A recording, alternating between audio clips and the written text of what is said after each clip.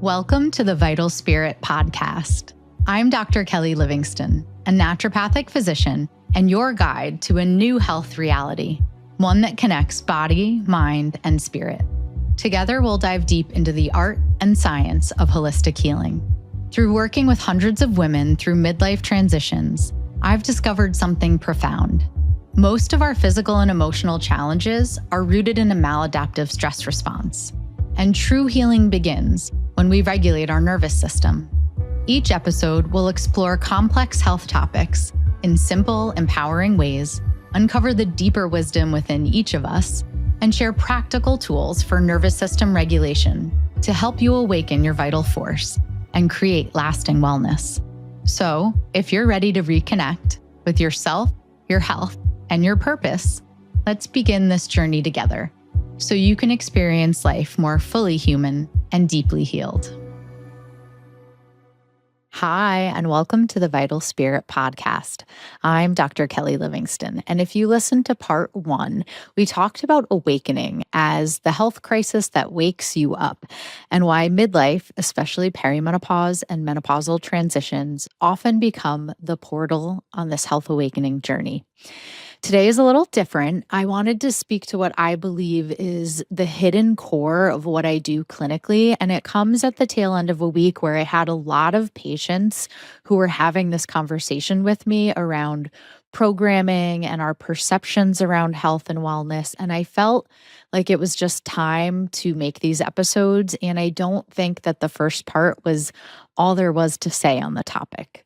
So a massive portion of my work is not just protocols, supplements, and labs, although yes, those are important. And please go back and listen to especially the episodes on what labs to run in perimenopause. Anyway, yes, they're key. But so much of what I do is deprogramming. And if that triggers you, that's okay. Stick around. See, so much of the work I do with patients is helping them to unlearn the paradigm that they've been handed so they can finally access the paradigm of healing that actually exists in the world of naturopathic medicine. Because if you don't believe that healing is possible, you will keep going to a doctor asking them to fix you.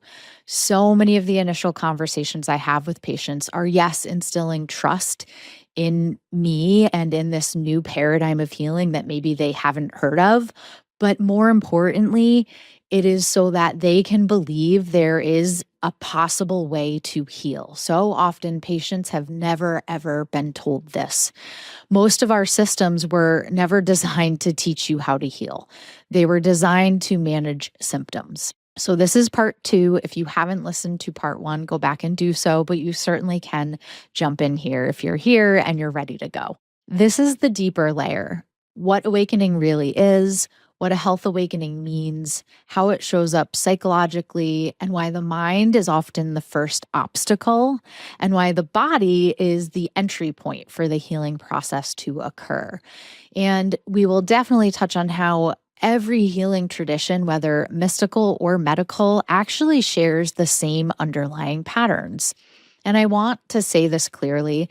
This is not an us versus them conversation. This is not naturopathy versus conventional medicine. I have some other episodes that highlight naturopathy, functional medicine, conventional medicine, health philosophy in those first few episodes I did. So you can go back and listen to those. But this episode in particular is around humans awakening to their true healing potential and innate healing power. And if that is not something you have ever heard about before, definitely stick around. Okay, so let's define awakening more broadly before we narrow it down to health. Awakening is essentially a profound shift in consciousness. It's a movement from a more limited, ego-driven, conditioned perspective to a broader, more unified, often authentic, embodied way of being. For some people, awakening is a single catalytic experience, like a peak experience, and for most people, it's a process. For many, it's a quiet wakefulness that unfolds as an intensification and expansion of awareness.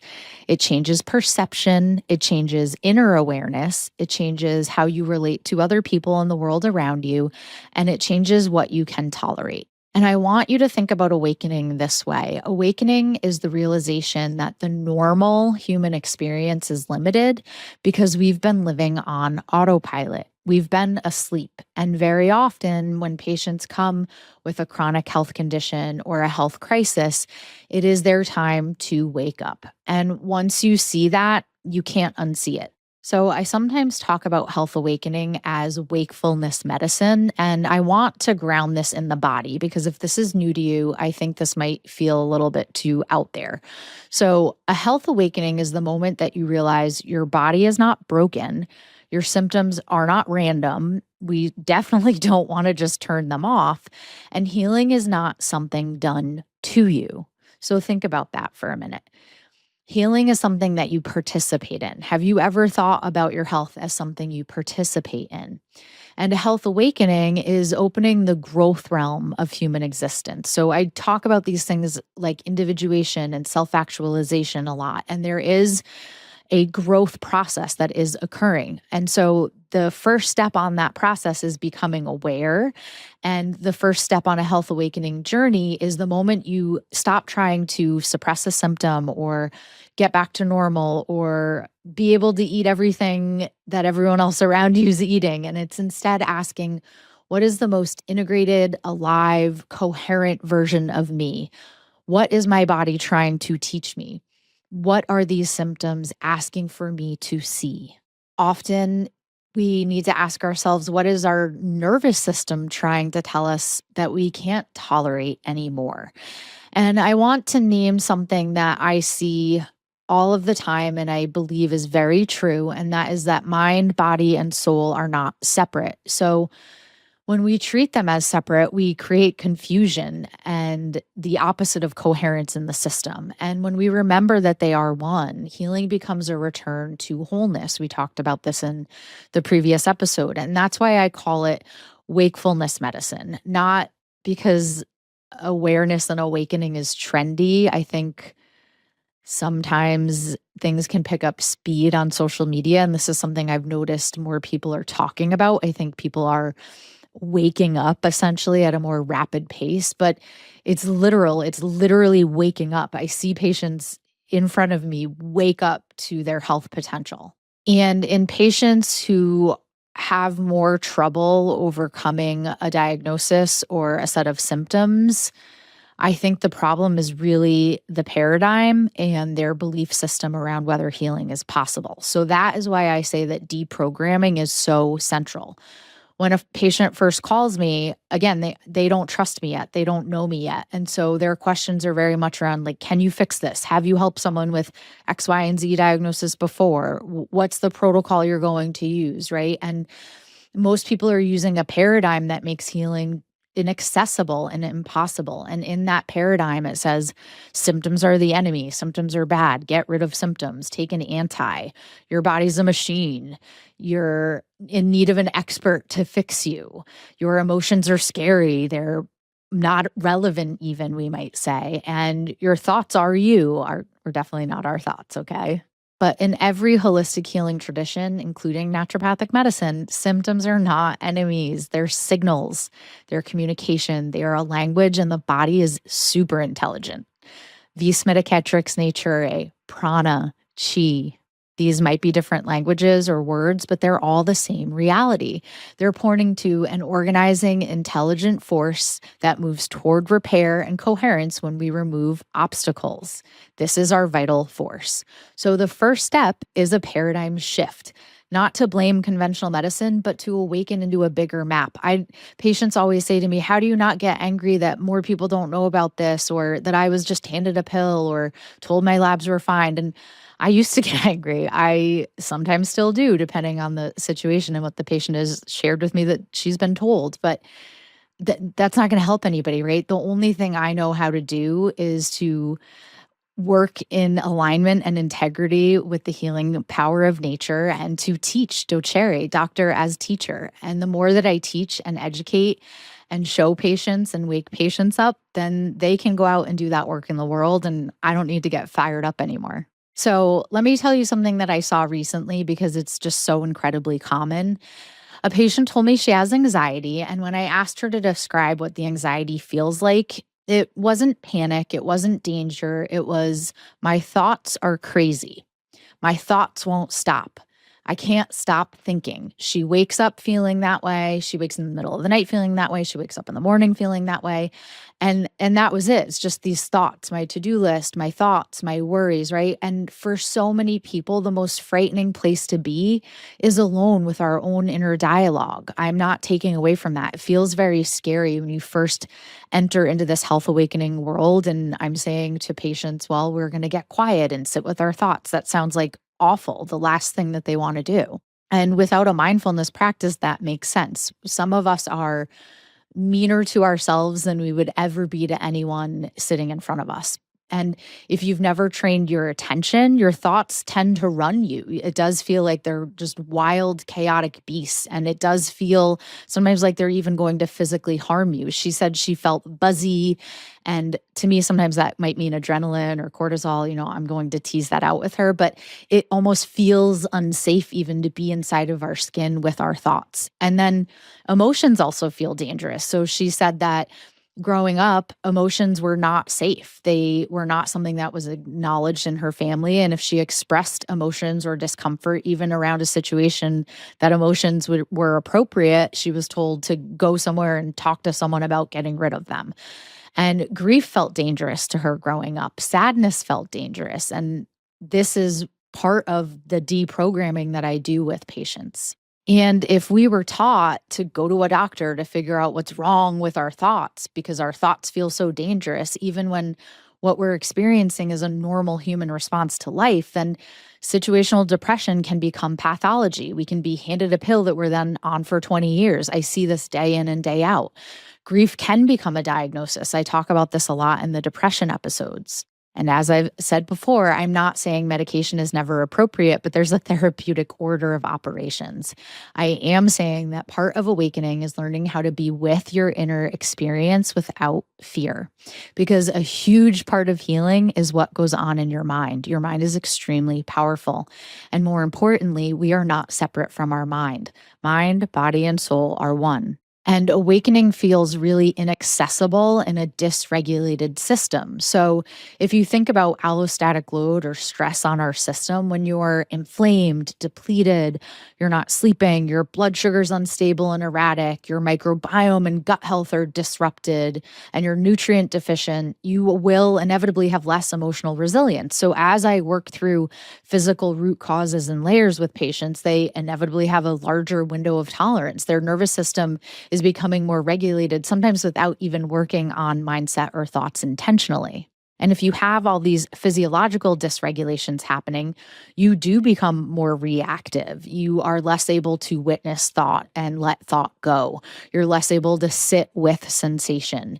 You're less able to be present. And that is 100% why I start with the body and with the physical layer when I'm working with a patient. Not because the body is separate from awakening, but because the body is often the entry point. Some patients are still in dissociative states when they first come to see me. So I may start with body work, with placing my hands on that patient. I might start with just gentle breath work, with feeling and noticing breathing. When we can use gentle touch or craniosacral therapy or body work or whatever your area of expertise is in your hands-on or manual therapies, this is very often a bridge for those patients into starting to feel safe with being alone or being with their thoughts or being in their body. Sometimes just sitting with a patient or showing them how to lay on a yoga block, how to achieve a still point at home on their own is the medicine. Teaching really gentle nervous system regulating tools so that they can start to see, oh, that's what that feels like. That's what you're talking about. That's what it means to have space in my brain and my thoughts and my mind and not have it feel so scary all the time. Because if the body does not feel safe, then presence really is not accessible. And being in presence and stillness with ourselves is the most powerful medicine. When women can't get there initially, that is often the most major obstacle to cure. Outside of ferritin and microbiome and hormones, it is being with ourselves in silence and presence. And this is why the naturopathic therapeutic order is so useful because it teaches human beings how to stop panicking and start relating to their body and their symptoms. It teaches that we begin with foundations. We reduce loads, we remove obstacles to cure, we support the vital force with daily habits, those seeds of health that I talk about all day long. We restore regular rhythm, we build capacity, we go deeper. It's not just a clinical hierarchy, it's an initiatory map to this health awakening journey. And when you work through the therapeutic order with a trusted guide like myself or another naturopathic physician, it's retraining your psyche to trust the process over having urgency to fix. Again, when I first have that phone call with a patient, it is a very different conversation than once they've worked with me for a few years. And that's the magic. It's very hard for me to articulate that in a podcast episode or a YouTube video if you're watching, but I hope that you can take some of that home with you today. And this process is really teaching patients that your belief about whether you can heal matters. It is probably the most important. I know I say the gut microbiome is important and the nervous system is important, but if you don't believe that any of those things are going to help you, then they're not going to help you. Remember that story I told you about my niece who says the body heals? And if I've done anything in my relationship with her, I hope that is the thing that sticks with her, that the body heals. Because if you don't know that the body heals, you will keep going to a doctor and asking them to fix you. And we are not teaching people how to heal in conventional health paradigms. We're not teaching people the power that their belief around healing has. We're teaching that here at Root Seat Medicine, and hopefully if you're a listener, this awakens something in you too. So yes, part of the awakening journey is learning the principles or some framework. If it's not naturopathy, another framework of healing, because that then teaches you that healing is possible. And it's not as ideology, it is the framework that restores your relationship with your own body. And then you start to feel it, you start to see it, you start to know it, you start to be it.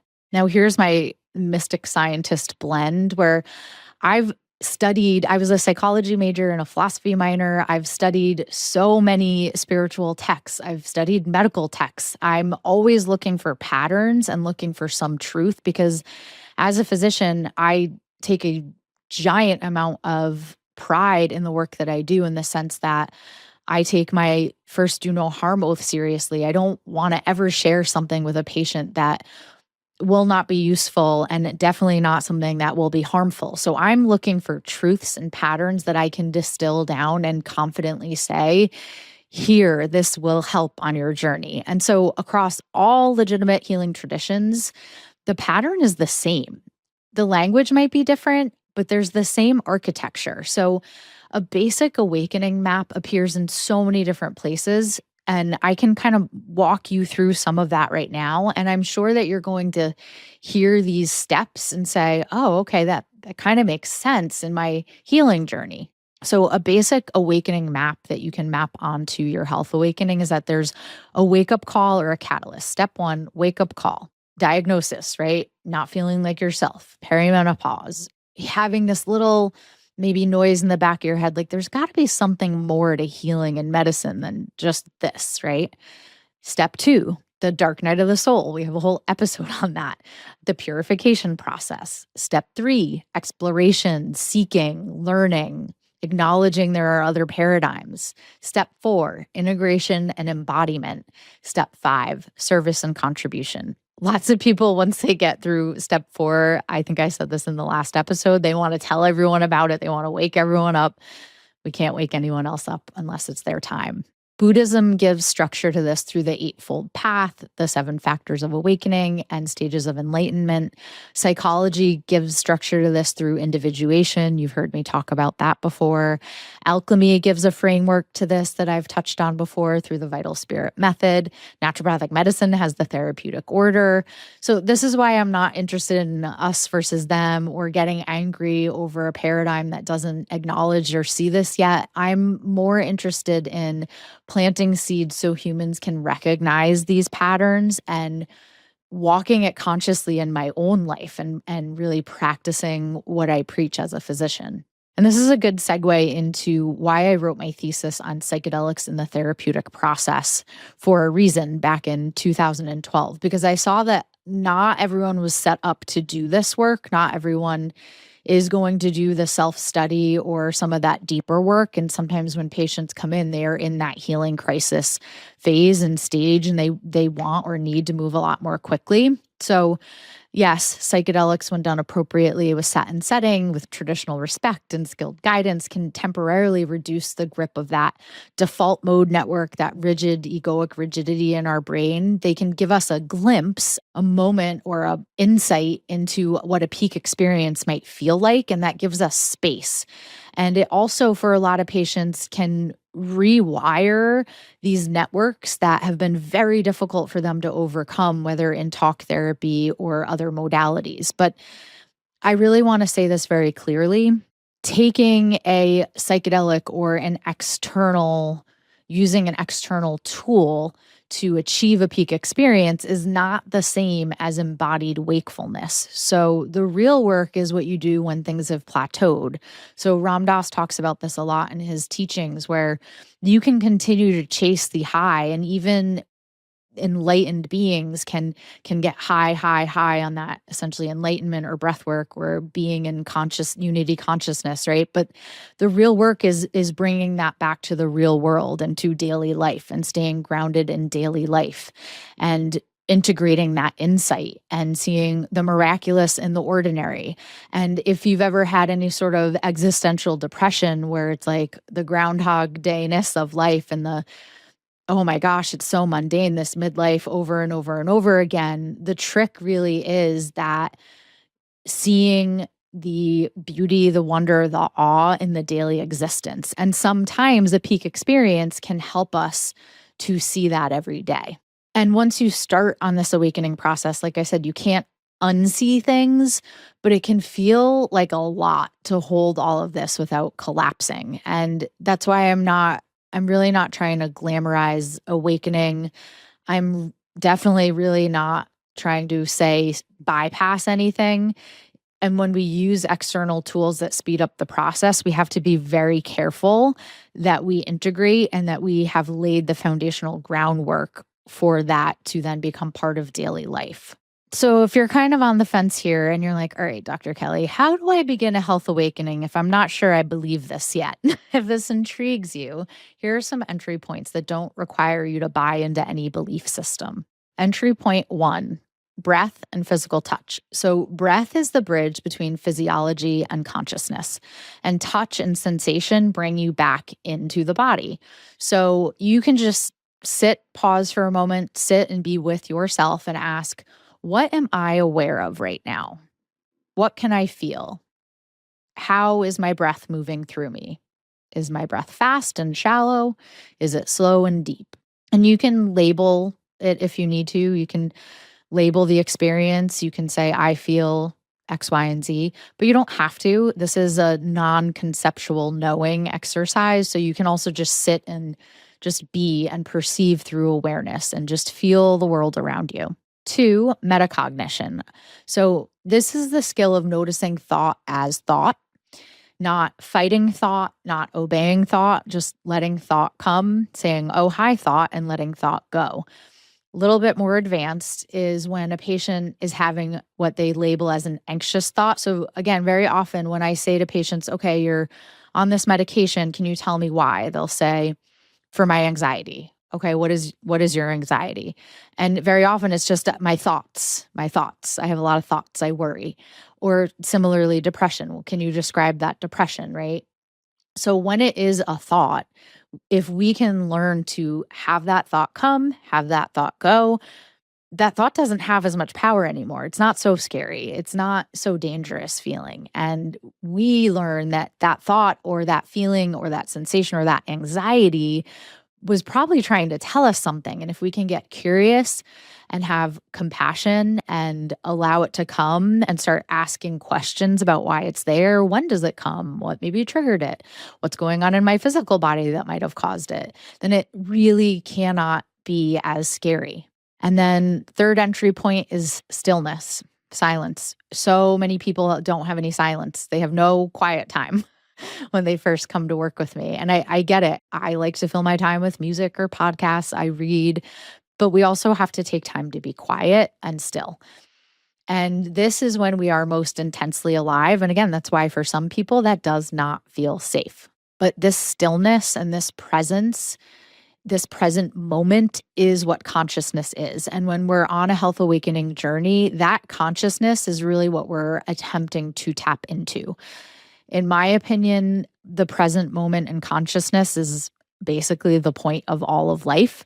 And my body allows me to experience the present moment. And if I can have a healthy relationship with my mind and be in my body in the present moment, that is the point of it.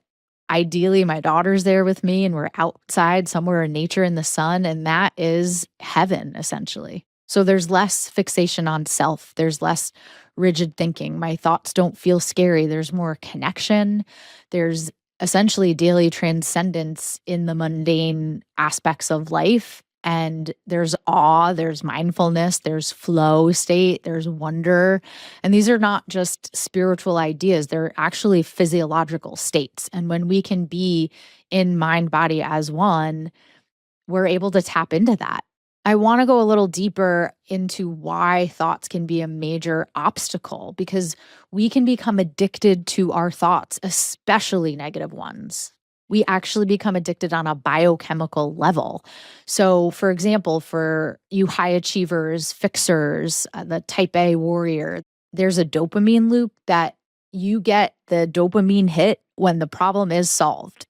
So you scan for problems because your body's getting ready to get a dopamine hit. It's the same as any drug. You live in the mind and you practice that urgency that I must fix, I must do, I must go. And then you wonder why you can't meditate. And again, this is a safe space. I am not judging. I realize I'm talking at a microphone, so you can all then hear this and listen to this. So I don't want for it to come across harshly because I've been there before myself. But if you resist meditation, it might be because your brain is discharging. Just like our body has to detox and we might have a healing crisis as that detoxification process happens, your mind does the same thing. And you're meeting the noise that you've been outrunning when you get quiet and sit and get still. So the instruction is simple and radical both at the same time. Stop, pause, notice, choose healthy dopamine, choose practices that build capacity and regulation. And very often in a patient's protocol, the prescription is sit down, be quiet with yourself, start with 1 to 3 minutes and work up to 15 if you need a timeline. And yes, I do recognize that there are studies that say how long we need to sit and be quiet with ourselves, but just start somewhere and give it 2 weeks. It's going to take you about 2 weeks to get comfortable with this, and your brain chemistry is going to change. You can use mantras, breath counting, or gratitude if your mind needs an anchor. Some patients do better with an anchor, and some do not want or need the anchor. They find it distracting. So this is not one size fits all. There are plenty of people that you can work with on this. There are communities built around this. There are apps. I don't prefer apps, but find a way to work up your meditation, mindfulness, sit down and be quiet with self muscle. So if you've stayed with me, hopefully the word programming didn't turn you off too much. But if that word programming does turn you off, I understand. I get it. But essentially, we all have learned patterns. And I am in the business of pattern recognition as a physician. What is learned can also be unlearned. You can undo the pattern. You can rewire your brain and your thoughts and your mind and your body. And you can start in different places. So you might work with brainstem physiology or limbic system and emotion with the neocortex and belief. We can certainly get into the neuroscience of this in an episode. I would love to have a neuroscientist come on and talk about this because they'll be able to dive even deeper than I can. And we can work consciously, we can work subconsciously. There's so many different modalities: somatic therapy, IFS parts work, NLP, NET, nervous system regulation, breath work, homeopathy. I love using homeopathy for this so that patients don't have to tell their story over and over. We're working more on frequency and energetic patterns. But the point is, I want to name something important, that healing has so much less to do with telling our story or perfecting our routine, and so much more to do with changing the state of our nervous system through these processes. So, yes, your body might hold trauma. Your body might brace. You might be hypervigilant and tight and scanning because of an emotional trauma, because of a physical trauma. But your body also holds wisdom. It holds the medicine, it holds the healing. Your body has an innate healing power. It will guide you, and healing will show up in your real life as you start to listen to this. It will show up in how you talk to yourself, how you respond to stress, how you orient to your health and the power that you have in your health journey, how you treat other people around you, whether you chase material things in life, whether you can feel and experience joy and gratitude, whether you feel connected or isolated, because ultimately, this has nothing to do with how spiritual you are. It's definitely not a religion thing. It translates into how you live. And when you're able to get quiet, it gives you the space to then do some of that inner work, to recognize your archetypal patterns within. And this inner work awakens you to the patterns outside of you, too. So the individual and the collective shadow are the same structure expressed at different scales. So the more I learn about myself and work on myself, the more I know about the external world and the collective unconscious patterns that I can then identify in the world around me. As within, so without. As above, so below. And awakening is facing this without collapsing, because it's a lot at first. And again, having a framework provides a container that allows you to do this work. And this is why we strengthen the nervous system. This is why we work on capacity, on safety, on regulation, so that we can witness darkness internally and collectively without becoming it. So we can hold truth without losing our center, our internal guide. I have a tattoo of the Ram Dass Be Here Now butterfly because there are times in my life where I need a reminder of this. It's not always natural. It's work, right? And Ram Dass taught that awakening is a shift in identity from this egoic somebody. I'm Kelly, I'm a doctor, I grew up in Connecticut, right? And it shifts us to this loving awareness of the soul. There's something that when I get quiet with myself, it's not my mind, it's not my breath, it's not my body, it's my soul, it's my spirit. And I don't know any other way to teach patients how to do that other than being here now and not bypassing suffering, but using it to get really clear on the attachment to who I am, what my self and soul is. And through health awakening, we really are working on discernment, on hearing our inner voice as true, on simplifying, on acting with integrity and alignment with our values, running our daily life choices through a system of is this aligned with my health goals and my values? I definitely recommend less teachers, less gurus, and more inner guidance and embodiment over ideology, because awakening is not identity. It's essentially recognizing that a lot of those masks and labels and identities are not necessarily true to who we are. And so it is a big responsibility. And I appreciate the weight of it. And I thank you for being here and taking part in it. And if this resonates with you, I want to remind you of one of the hardest truths. And it's something I struggled with for many years on my journey. And that's that you cannot wake anyone else up. You cannot awaken someone else, no matter how much you try or want to. You can live by example. You can regulate yourself. You can do your shadow work. You can speak truthfully, and you can hold a clean mirror up to their soul. But you definitely cannot force readiness. You can plant seeds, you can water them, you can bring them sunlight, but you cannot force them to grow. And accepting the people around you where they are, with reason and boundaries, but where they are, is part of spiritual growth and maturity and part of the health awakening journey in and of itself. So, if this has stirred something in you while you've been listening, let it be a seed. And remember that health awakening is wakefulness medicine. It is a return to wholeness. And I want to end this episode with something simple. Last time I did a loving kindness meditation, I did a brief guided practice. And today I'm going to walk you through a different one and then an affirmation. And this is something that I say to my daughter almost every day because I believe that we can learn to say it to ourselves and it can help us on our health awakening journey.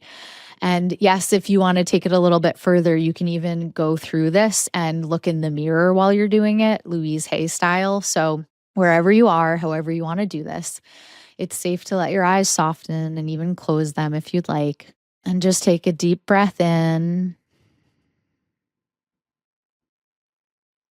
and breath out. Inhale slowly through the nose. Exhale slowly through the mouth. And again, you're going to inhale and exhale.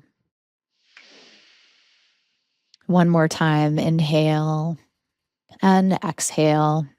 And just start to notice, what are you aware of right now? You don't have to fix it. You don't have to analyze it. Just notice. Maybe you're aware of a sound. Maybe you hear your own breath, or you feel the rise and fall of your belly. Maybe you're aware of tension in the body. Maybe you're aware of a thought or many. And just let it all be here. Now bring one hand to your chest or one hand to your belly and feel the warmth of your own touch. Feel the contact. This is the body. This is you. And if your mind is busy, that's okay. We're not trying to force silence. We're practicing relationship with self. Now take one more breath. And on the exhale, soften your jaw, soften your shoulders, rock your head back and forth, and feel your feet on the ground.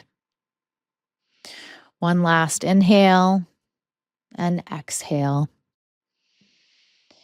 And now I want you to repeat these words either out loud or in your mind, slowly and like you mean them, and like you're speaking to someone that you love.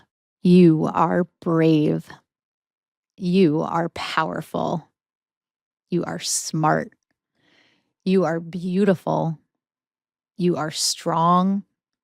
You are kind. You are the only you, and you are here for a reason. And again, you are brave. You are powerful. You are smart. You are beautiful. You are strong. You are kind. You are the only you, and you are here for a reason.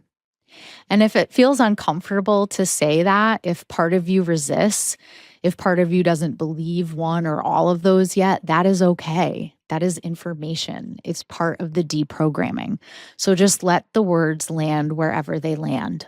And if you want to get a little more advanced and practice that looking in the mirror, here's your invitation to do so. Stand in front of the mirror, look into your own eyes, and say it again. Not to perform it, but to remember it. And I promise you, when you do that and you're looking at yourself in the eyes and you tell yourself that you are brave, that you are smart, that you are beautiful, that you are kind, that you are powerful, you will feel it. You will feel something. And the point is presence. The point is coherence. The point is learning to relate to yourself as someone worth caring for. You are the only you, and you are here for a reason. Take one final breath, and when you're ready, you can open your eyes. Welcome back. So, if this episode planted a seed for you, please share it with someone who might be ready to wake up. And if you're in the beginning stages of your journey, just start small. Start with breath. Start with sensation. Start with one pause, because healing will wake you up. Awakening will ask you to stay awake. And the work is not about becoming more. The work is not about waking everyone else up. It's about becoming more authentic, more embodied, more alive, fully human, and deeply healed. See you next week.